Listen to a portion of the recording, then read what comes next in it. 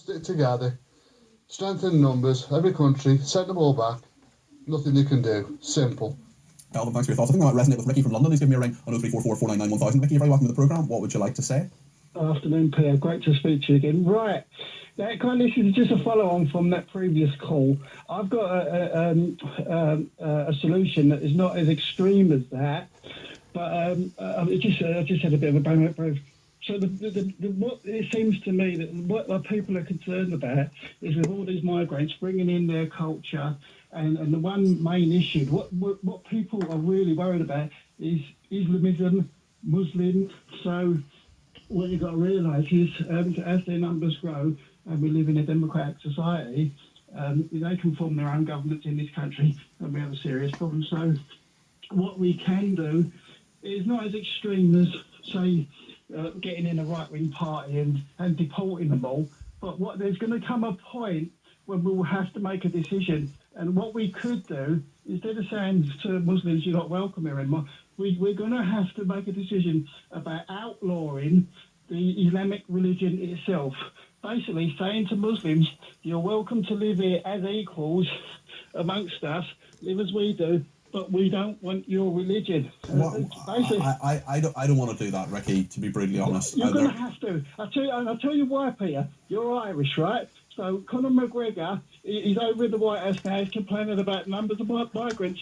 So the Irish government, which are basically not Islamic, are not on their side. So what you're going to have, so basically what he's saying, how easily the communities and cities are being overrun. What happens is, when all the migrants, when they get settled status, they get the vote. And if they're Muslims, they can form the government. Well, they can, but there are loads of Muslims who don't vote for people who want to be Muslim candidates or Islamic. I voted for people of all races, ethnicities, from all sorts of backgrounds. And just because you are a follower of the Islamic faith doesn't necessarily mean that you want to change Britain and make it into an Islamic nation. I'll tell you why you're wrong, Peter. Because what happens is the Islamists, they're the activists, they're the ones that get into politics, they're the ones that form the governments. And then what happens is, because they're so strong, they basically... Mate, all the moderate Muslims, they have to toe the line. That is well known. But that's not well known. That's not always the way. No, there are loads of... Look at the Muslims in the Labour Party. Look at the Muslims in the Conservative Party. They're not Islamists. They're not people who want an Islamic state. Because we haven't reached the levels of, like, Gaza and Hamas. When we reach that levels, and we will do at this rate of immigration... Do you honestly think that's the way this country is going? Exactly. What will happen is they'll form an Islamic government, right? And then the extremists... I just don't think that's going to happen. That's how they work. I just don't think that's going to happen, Ricky. I don't think we should go around banning religion simply because we disagree with that religion. Look, I disagree with many points of Christianity. I disagree with many points of Sikhism. I disagree with many points of Islam as well. It doesn't mean I think they should be banned, Ricky. Yeah, people don't fear Christianity. People don't fear Judaism. The thing is, what I'm saying to is, in reference, I don't agree with your last caller that we should deport all Muslims, but Islam is a problem. So we could say to them, you're welcome in this country. You can live as we do, but your religion isn't welcome. And you have the choice. Okay, but what if someone said to you, Ricky, that you couldn't have your religion? You could say, well, what if someone then said, right, well, Sikhism, for example, is not about what Britain is about, or Judaism is not what Britain is about. We can't go around banning religions, can we? You can when it causes the problems that Islam is causing in this country. We don't hear a dicky bird about Sikhism. We don't hear a dicky bird about Judaism. We don't hear a dicky bird from any other religions in this country. The Indian Sikhism is they're more like us. Do you accept, just final point, Ricky, because we're going to go to the news and I want to make sure you have your say here. Do you accept that there are many law-abiding Muslims in this country who actually contribute to our society? Yeah, but I'll tell you what will happen. You put a Muslim government in charge, right? And what they'll do, they'll say to them, this is Islam, this is the Quran, you've had it easy, now you're going to start toeing the line and you're going to become proper Muslims. Okay. That's going to be what's happened. And there is a solution. You could just say to them, you can stay in this country, you can live amongst us equals, but we don't want your religion. And you can give them a choice. Okay, we've got to go to the news, Ricky, but listen, thank you. You've had your say there, and I appreciate that. I think we'll just have to agree to disagree on that one, but thank you very much indeed for making your points, Ricky. Maybe you want to respond to what Ricky... What can you say? I think he made some good points. I think we're all quite ignorant of religion and Islam, like Sunni and Shia, Wahhabism, Shifism. We're ignorant of it. I am. I had to look it up the other week. You have Shia in Iran and a few other places, and the rest of it is Sunni in Iraq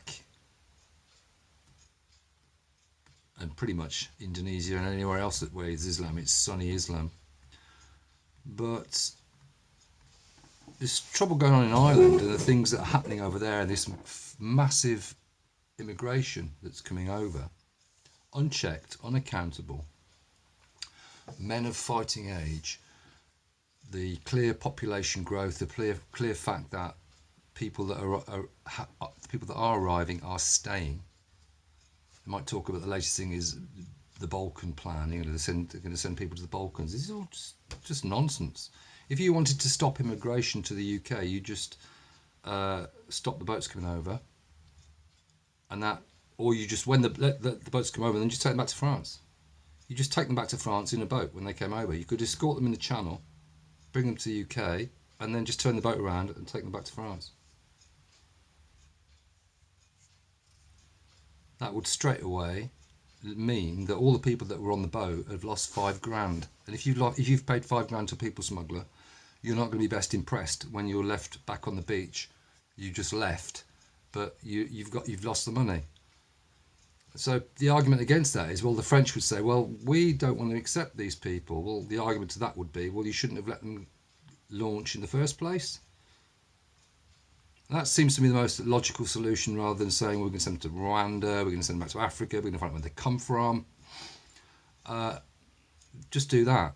The reason they're not doing that is because obviously there's an agenda to welcome people. And part of that is because it proves that the climate is in there's a big catastrophe, is climate migration. Look, the planet's suffering because look at all these people. They're climate refugees. So there's that agenda going on. But it's crazy, you know. You had Conor McGregor saying in America over the weekend or on Friday what he said in the White House about you're going to go back to your homeland and you won't recognise it. You had a respected comedian with 1.5 million followers on TikTok, flash mob banned for basically saying in a reasonable way that what's going on should be up for debate, at least. He's been silenced, for now anyway. You got your man there saying that Islam basically is a religion that you've got to, well, his idea is, there's two different things here. You can say the people that are here already are here to stay, a bit like Nigel Farage is saying, because the idea of taking people who have been settled in the UK, who were born in the UK, first, second generations, sending them back, it's not going to happen. And people that are against reform and the way Nigel Farage is taking a stand on it, that's kind of practical. Deporting first generation recent arrival rapists is a good thing. We should leave the ECR. That's a good thing. We should police the people who live in our country as guests, as recent guests, who weren't born in the country. It should be our own police that do that and are responsible for that and take decisions to send that person back. Whether they face persecution over not being able to get Kentucky Fried Chicken, that's irrelevant. It doesn't really matter. Shouldn't concern the British government.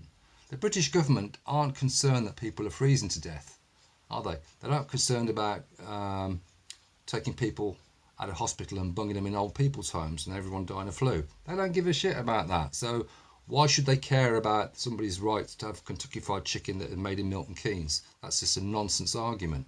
But you need to distinguish between people who've been living here for generations and are settled and the new arrivals. And what the chap's saying about as far as Islam will become more dominant and people with the grease, the squeaky wheel gets the most grease. So people who cry the most rise to the top in politics, move an agenda forward. And it may well be that there is with higher birth rates and lower birth rates in white people, that you have a demographic shift. But for it to get to 50-50 even is quite a big hop. In an ideal world, you would say that, because like I live in France, and France is secular. England is largely secular, although you look at the House of Lords and it's packed full of bishops. But church and estate and all that, City of London, that's a different subject. Who really rules the UK, although it is linked, because the people that are ruling the UK are okay with these never-ending boatloads, so there is a link between the City of London, church and state, the fact the UK is a corporation for profit and all that malarkey. They're not helping, or it's not a democracy. Ironically, Switzerland is a democracy, and yet there's zero immigration in Switzerland, but they've got actual democracy where they vote on things every night, that are fair, what you'd never consider a vote for in the UK or France, but Switzerland, they vote for it. And they vote on matters of racist immigration policies. Do we want a mosque? They vote. Do we want a mosque in this town? People say no, there's no mosque. Whereas in the UK, it's live and let live. And ultimately, I'm not a fan of any religion.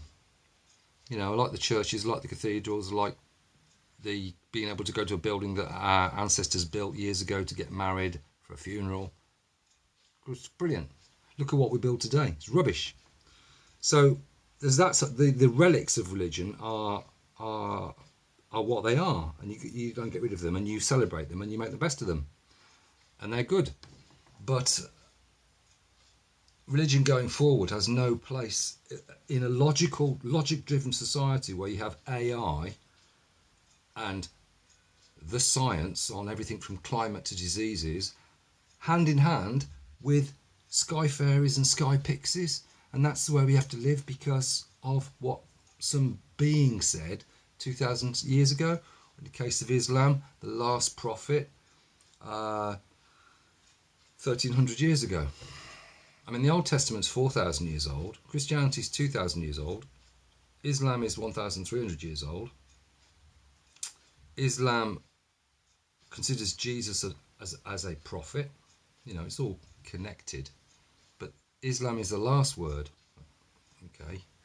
Till, you can debate that all day, but it's kind of irrelevant. It's not really, it's not helpful. It's not helpful at all. But I haven't got the answers to what you do about it, except people that arrive illegally without passports from a safe country like France, pick them up in the Channel if need be, take them back to France. End of. And my memory's just run out, so that's it.